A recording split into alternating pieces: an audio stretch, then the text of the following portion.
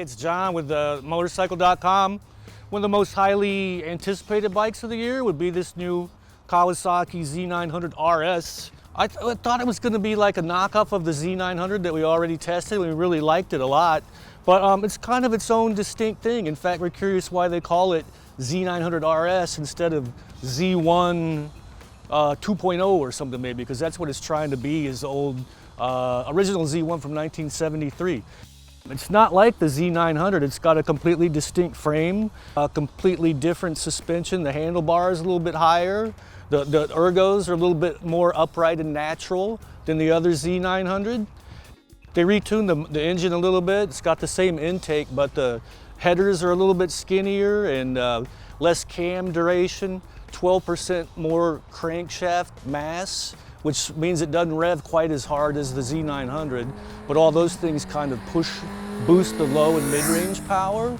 And so this one's kind of a real easy to drive around town bike, and they recalibrated the suspension to make it a little bit softer also. The Z900 is kind of raw and a hard edge performance bike. This one's a little bit more of a mellow around town, cruise to the beach bike, and you know, and in that respect, it works very well, but we being the idiots that we are, we rode it like crazy in the canyons up in Malibu today too. And it works fine. It's not as good as the Z900, which is a little bit stiffer and has a little bit more power, but this is a fine one for cruising up and down PCH, past Zuma Beach, through Malibu, you know, stopping for lunch. It's that kind of a motorcycle, and everybody seems to really like it. It's a super comfortable motorcycle. One of the other things they did with the engine too was that they say this is the first time that they've really tuned the exhaust sound of a motorcycle.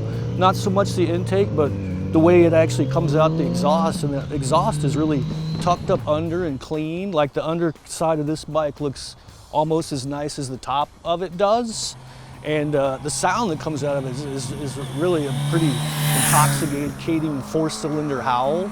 Even though it meets the 80 decibel limit, it sounds like it's like an old-timey Z1 Kawasaki, and that's a good thing. So we'll have to write the whole thing up. You'll have to read the whole test, get all the details at Motorcycle.com.